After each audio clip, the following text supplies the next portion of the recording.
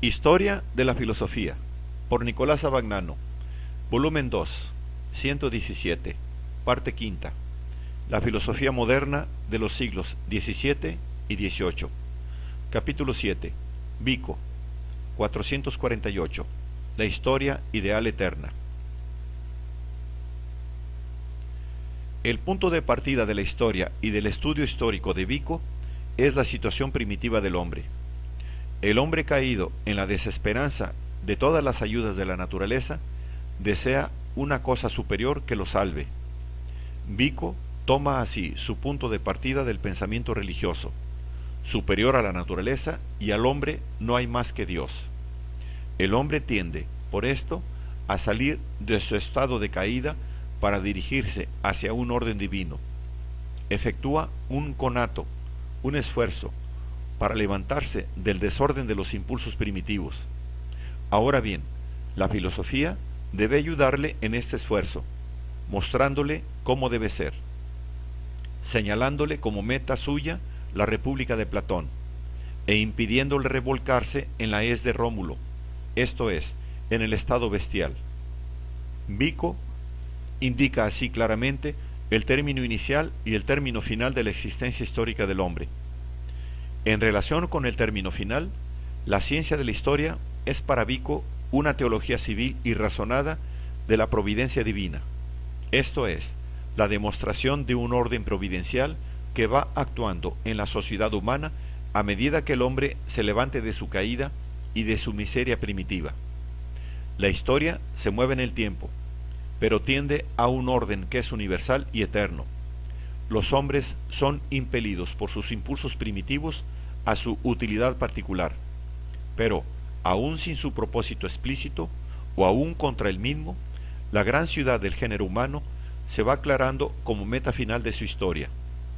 La gran ciudad del género humano es la comunidad humana en su orden ideal, y es lo que la vida social del hombre debe ser en su realización final. A su luz, la sucesión temporal adquiere su significado verdadero. El puro reconocimiento del hecho es sustituido por la valoración. El fue, es, será, es sustituido por el debió, debe, deberá. Es decir, es sustituido por la necesidad ideal, por la que, entre las muchas direcciones que el curso cronológico de los hechos podía asumir, una sola es la que debía asumir para realizar el orden de la comunidad ideal. Una sola es, en la serie de las posibilidades, la alternativa que debe verificarse. Pero esta necesidad ideal no es una necesidad de hecho que anule la posibilidad de otras alternativas. La historia ideal eterna, que es el orden y el significado universal de la historia, no se identifica nunca con la historia del tiempo. Esta corre sobre aquella. Sobre la historia ideal eterna, dice Vico, corren en el tiempo las historias de todas las naciones con sus orígenes, progresos, equilibrios, decadencias y ocasos. Ella es la sustancia que rige la historia temporal, la norma que permite juzgarla. En este sentido, es el deber ser de la historia en el tiempo, pero es un deber ser que no anula la problematicidad de tal historia, la cual puede también no acoplarse a ella ni alcanzar el fin que le indica. Esto quiere decir que la historia ideal eterna es trascendente respecto a la historia particular de cada nación.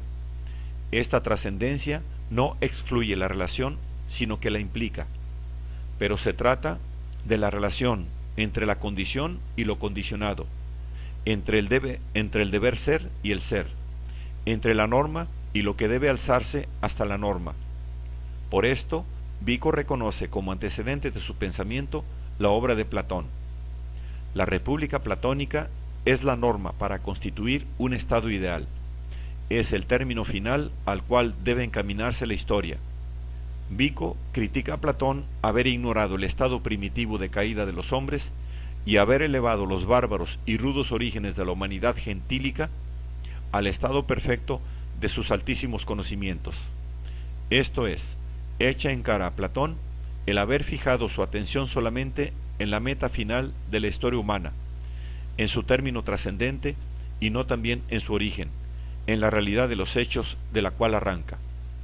Por esto quiere completar la enseñanza de Platón con la de Tácito y puede indicar todo el desarrollo ideal de la historia, que va desde la humanidad caída y dispersa hasta la humanidad restituida al orden de la razón toda explicada. Poniendo el vino nuevo en odres viejos, Vico describe este curso progresivo valiéndose de la antigua idea de una sucesión de edades, y habla de una edad de los dioses, de una edad de los héroes y de una edad de los hombres. Vico atribuye esta división de las edades humanas al erudito romano Marco Terencio Varrón, que la debió exponer en su gran obra Rerum Divinarum et Humanorum Libri, actualmente perdida. Pero la verdad es que Platón fue quien la expuso por vez primera en el Critias, resumiendo de esta manera la división de las 5 edades establecida por Hesíodo. Sin embargo, este viejo concepto se presenta en Vico como signo cambiado. Para los antiguos, la sucesión de las edades constituía el orden de la decadencia o del progreso, con la perfección situada al principio. Para Vico, la sucesión es un orden progresivo. Además, la diferencia entre las diversas edades no tiene un fundamento histórico mítico, como entre los antiguos, sino antropológico. Según Vico, cada edad está marcada por el predominio de una determinada facultad humana sobre todas las demás. En este sentido, la ciencia nueva, como doctrina de la historia ideal eterna, la define Vico como una historia de las ideas humanas sobre la cual parece que debe avanzar la metafísica de la mente humana. En efecto, ella es la determinación del desarrollo intelectual del hombre desde los orígenes burdos hasta la razón toda explicada, e incluye una crítica que muestra el origen de las ideas humanas y su sucesión. Este es uno de los puntos clave de la doctrina de Vico.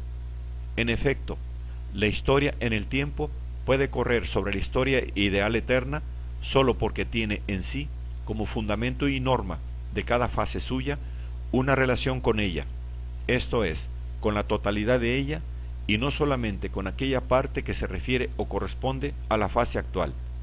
Por esto, cualquiera que sea la fase de desarrollo de la historia temporal, sea la divina en la humanidad ruda y bestial, sea la heroica, sea la humana de la reflexión completamente desarrollada, lo que impide la inmovilidad, la dispersión y la muerte de la comunidad humana es la relación con el orden total de la historia eterna, la cual, precisamente por ser eterna, no tiene partes, no se distribuye en la sucesión cronológica de tal modo que a un periodo de esta sucesión corresponda una fase sola de ella. Es un orden trascendente, una norma divina, que sostiene al hombre desde los primeros pasos inciertos de su vida temporal, lo que constituye, pues, la diferencia entre las diversas fases de esta vida temporal es sólo la modalidad de la relación, esto es, la forma espiritual en la cual el hombre lo advierte. Y a este propósito, Vico establece su aforismo fundamental: los hombres primero sienten sin advertirlo, luego advierten con ánimo perturbado y conmovido, finalmente reflexionan con mente serena. De manera que los hombres comienzan a darse cuenta de la historia ideal y eterna, que es la norma y el deber ser de su historia, en forma de un oscuro sentir. Después tienen de ella una confusa advertencia, y sólo finalmente llegan a pensarla distintamente.